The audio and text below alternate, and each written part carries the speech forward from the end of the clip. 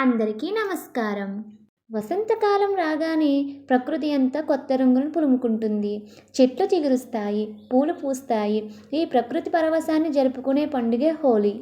దీనిని కామదహనం, డోలుత్సవం అని కూడా పిలుస్తారు. భారతదేశం అంతటా కాకుండా నేడు ప్రపంచవ్యాప్తంగా కూడా ఈ రంగుల పండుగలు ఎంతో ఉత్సాహంగా జరుపుకుంటున్నారు.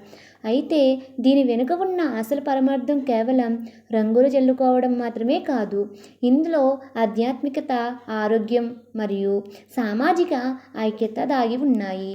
చిన్న పెద్ద తేడా లేకుండా అందరూ కలిసిమెలిసి చేసుకునే పండుగ ఇది. అసలు ఈ హోలీ పండుగను ఎందుకు జరుపుకుంటారు? దీని వెనుక ఉన్న పురాణ గాథలేంటి? రంగుల వెనుక దాగి ఉన్న అసలు అర్థం ఏమిటి? ఈరోజు మన వీడియోలో వివరంగా తెలుసుకుందాం. ముందుగా హోలీ గురించి తెలుసుకుందాం. హోలీని వసంతోత్సవం అని కూడా పిలుస్తారు.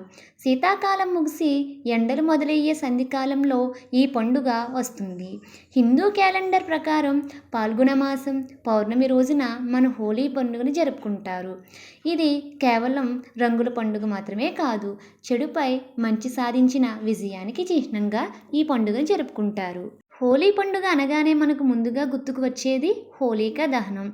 దీని వెనుక ఒక గొప్ప కథ ఉంది. పూర్వం హిరణ్యకశిపుడు అనే రాక్షస రాజు తనను తాను దేవుడిగా భావించమని అందరినీ వేధించేవాడు. కానీ అతని కొడుకు ప్రహ్లాదుడు మాత్రం విష్ణుమూర్తిని ఆరాధించేవాడు. ఇది నచ్చని హిరణ్యకశిపుడు తన చెల్లెలు హోలిక సహాయంతో ప్రహ్లాదుడిని చంపాలని చూస్తాడు.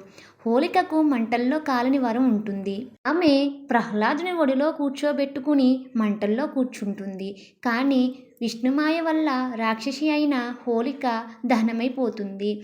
భక్తుడైన ప్రహ్లాదుడు క్షేమంగా బయటపడతాడు. ఈ కథ మనందరికీ తెలుసు. అయితే అసలు హోలికా దహనం వెనుక ఉన్న అసలు సందేశం ఏమిటంటే మనలోని అహంకారం, ఈర్ష్య, ద్వేషం వంటి దుర్గుణాలను మంటల్లో వేసి దహనం చేయడం. హోలీకి ముందు రోజు రాత్రి కట్టెలు, పిడకలతో మంట వేసి దహనం చేస్తారు. దీని చుట్టూ తిరుగుతూ ప్రజలు తమలోని నెగిటివ్ ఆలోచనలను తొలగించుకోవాలని కోరుకుంటారు. ఈ మంటల నుండి వచ్చే వేడి వాతావరణంలోని క్రిములను కూడా చంపుతుందని మన పెద్దలు చెబుతారు.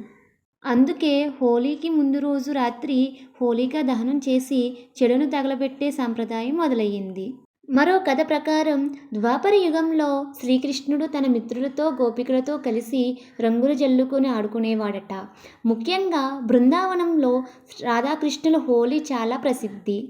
అందుకే నేటికి ఉత్తర భారతదేశంలో హోలీని ప్రేమకు చిహ్నంగా ఎంతో వైభవంగా జరుపుకుంటారు. ఇప్పుడు రంగుల గురించి తెలుసుకుందాం. ఒకప్పుడు సహజమైన పూల నుంచి తీసిన రంగులను వాడేవారు. ఈ రంగులు మన ఆరోగ్యానికి కూడా మేలు చేసేవి. హోలీ రోజున అందరూ ఒకరిపై ఒకరు రంగులు జల్లుకోవడం వెనుక ఒక గొప్ప ఉద్దేశం ఉంది.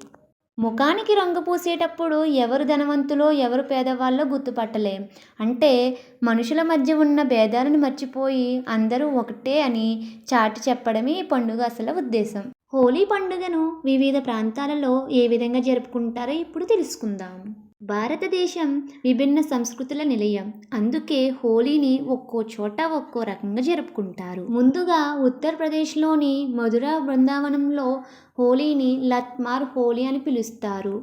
ఇక్కడ లత్మార్ హోలీకి చాలా ప్రత్యేకత ఉంది. మహిళలు కర్రలతో పురుషులను కొడుతుంటే వారు రంగులతో తప్పించుకుంటారు. ఇది రాధాకృష్ణుల సరసానికి గుర్తు. ఇప్పుడు పశ్చిమ బెంగాల్ గురించి తెలుసుకుందాం. పశ్చిమ బెంగాల్లోని శాంతినికేతన్లో రవీంద్రనాథ్ ఠాగూర్ ప్రారంభించిన బసంత ఉత్సవం ఇక్కడ చాలా ప్రసిద్ధి. పాటలు, నాట్యాలతో సాంస్కృతిక వేడుకలా జరుగుతుంది. ఇక దక్షిణ భారతదేశం విషయానికి వస్తే ఇక్కడ కామదహనం పేరుతో మన్మధుడిని పూజిస్తారు. శివుడి తపస్సు భగ్నం చేసిన మన్మధుడిని శివుడు మూడో కన్ను తెరిచి భస్మం చేసిన రోజని ఇక్కడ నమ్ముతారు. అసలు హోలీ వెనక దాగి ఉన్న సైన్స్ గురించి తెలుసుకుందాం. చాలామందికి తెలియని విషయం ఏమిటంటే హోలీ పండుగ ఆరోగ్యానికి కూడా మేలు చేస్తుంది. శీతాకాలం నుండి ఎండాకాలం మారుతున్నప్పుడు మనుషుల్లో బద్ధకం, అలసట పెరుగుతాయి. హోలీ రోజున పాటలు పాడడం, రంగులు జల్లుకోవడం వల్ల మనసు ఉత్సాహంగా మారుతుంది. అంతేకాకుండా పూర్వకాలంలో వేప, పసుపు, మోదుగ పూల నుండి తీసిన రంగులను వాడేవారు. ఇవి మన చర్మాన్ని ఇన్ఫెక్షన్ నుండి కాపాడేవి.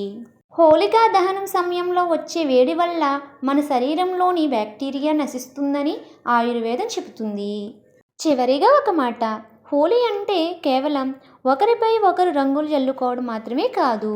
మన మనసులో పేరుకుపోయిన కోపం, ద్వేషం, కులమతాలని రంగులను తుడిచేసి అందరం ఒకటే అనే ప్రేమ రంగును పూసుకోవడమే ఈ పండుగ అసలు ఉద్దేశం. ప్రకృతి రంగులతో పులకించిపోయే ఈ వసంతకాలంలో మీ జీవితం కూడా సుఖశాంతులతో, అష్టైశ్వర్యాలతో నిండిపోవాలని మనస్ఫూర్తిగా కోరుకుంటున్నాను. చివరిగా గుర్తుంచుకోండి, రసాయన రంగులకు దూరంగా ఉందాం, మన ఆరోగ్యాన్ని కాపాడుకుందాం. నీటిని వృధా చేయకుండా పర్యావరణాన్ని ప్రేమిద్దాం. మూగజీవాలను ఇబ్బంది పెట్టకుండా మానవత్వాన్ని చాటుకుందాం. ఈ హోలీ మీ జీవితంలో సుఖశాంతులు నింపాలని కోరుకుంటూ అందరికీ మరోసారి హోలీ శుభాకాంక్షలు. ఈ వీడియో మీకు నచ్చితే లైక్ చేయండి, షేర్ చేయండి. మరిన్ని ఇలాంటి ఆసక్తికరమైన విషయాల కోసం మన ఛానల్ను సబ్స్క్రైబ్ చేసుకోండి.